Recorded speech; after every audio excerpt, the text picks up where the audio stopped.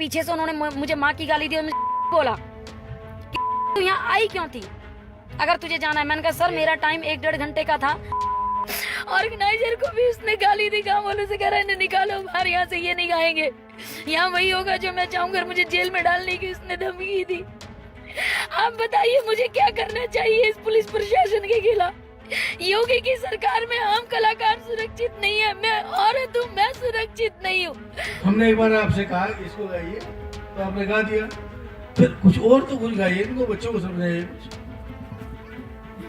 आप मुझे आदेश कीजिए, जो आप आदेश करने का गा दीजिए। मेरे बात आदेश क्या करें आपको? जो भजन आपने बोला मैं वही गा रही हूँ। नहीं वो हमने बताया था आपको। मेरे बच्चा पूछे कि इन जनाब को जरा ध्यान से देखिएगा। कहने को इन्हें जनता की सेवा करने के लिए चुना गया है, लेकिन ये असल में क्या कर रहे हैं? ये जनाब स्टेज पर चढ़कर अपनी फरमाइश का गाना सुनना चाहते हैं। अब जरा इनके चेहरे पर नजर डालिए। दुनिया कोरोना से जूझ रही है, डर रही है, लेकिन कोरोना की क्या मजाल जो यूपी पुलिस के ऐसे जाबाज सिपाही तक पहुंच सके। तभी तो साहब बिना मास्क और सोशल डिस्टेंसिंग के घूम रहे हैं। पूरा मामला क्या है चलिए आपको समझा देते हैं।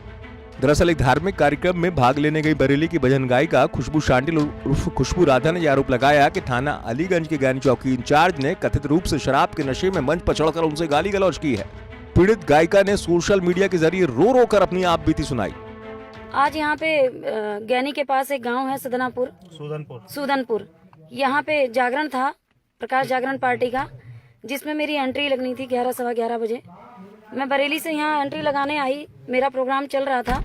उसी बीच में यहाँ के चौकी इंचार्ज विक्रम जिनका नाम है, वो नशे में धुत थे, अपने 2-3 कांस्टेबल के साथ वो पंडाल में आए। पहले तो उन्होंने जितने भी वहाँ पे लड़के बच्चे बैठे हुए थे सबको डंडियों से लाठी से मारना शुरू किया, जिसका किसी ने विरोध नहीं किया। मैंने थोड़ी देर के लिए भजन रोक दिया। जब वो पीट रहे थे मैं भी सख्ते में आके मैंने थोड़ी देर के लिए भजन रोक दिया। उसके बाद वो मेरे पास आए, मेरे हाथ से माइक छीन लिया उन्होंने और सब लोगों को धमकाने लगे, तमीज सीख लो, ये सीख लो, वो सीख लो। खैर मैं सुनती रही। फिर वो जब चले गए तो ऑर्गेनाइजर ने मुझसे कहा आप भजन गाइए। मैंने फिर से भजन शुरू किया तो उन्होंने दूर खड़े होकर, वो सुन रहे थे, उन्होंने मुझे जो है पर्ची भिजवाई कि आप जो है मेरी पसंद का भजन गाएंगी कि किशोरी कुछ ऐसा इंतजाम हो जाए। मैंने वो भजन उनका शुरू किया। जैसे ही मैंने भजन शुरू किया बीच में आए और मेरे हाथ से उन्होंने माइक छीना और माइक छीन के कहने लगे कि तुझे कुछ नहीं आता, क्या करने आई है तू यहाँ पे। वहाँ के महंती जी भी दूर खड़े हुए थे, किसी ने कोई ऑब्जेक्शन नहीं किया कि आप इस कलाकार से कैसी बात कर रहे हैं। मैंने अपने ठाकुर जी को उठाया और मैं चल दी तो पीछे से उन्होंने मुझे माँ की गाली दी और मुझे बोला तू यहाँ आई क्यों थी। आप ये बताइए हम भजन कीर्तन करने वाले, क्या पुलिस हमें माँ बहन की गालियां देगी? मुझे इस तरह की भाषा का प्रयोग मुझे बोला उसने कि को यहाँ बुलाया किसने? अगर ये मेरे लिए 2 घंटे इसको और गाने पड़ेंगे, मैं क्या किसी पुलिस वाले के इशारे पे चलूंगी? जब मेरा टाइम 1.5 घंटे का, तो मैं 1.5 घंटे गा चुकी। उसके बाद वो मुझे रोक रहा है, मुझे गालियां दे रहा है। ऑर्गेनाइजर को भी उसने गाली दी, गाँव वालों से कह रहा है निकालो बाहर यहाँ से, ये नहीं गाएंगे, यहाँ वही होगा जो मैं चाहूंगा। मुझे जेल में डालने की उसने धमकी दी।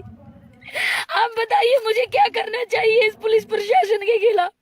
योगी की सरकार में आम कलाकार सुरक्षित नहीं है, मैं औरत हूँ, मैं सुरक्षित नहीं हूँ।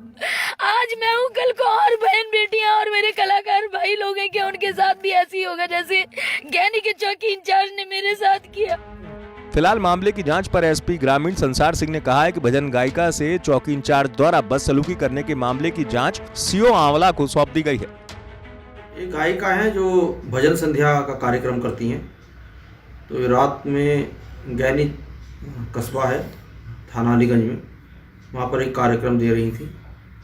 तो उनका आरोप है कि चौकी इंचार्ज जो ज्ञानी हैं वो मंच पर चढ़ गए, उनके साथ अभद्रता की। तो इसकी जांच वहाँ के क्षेत्राधिकारी आमलों को दे दी गई है। गुण दोष के आधार पर शीघ्र कार्रवाई की जाएगी।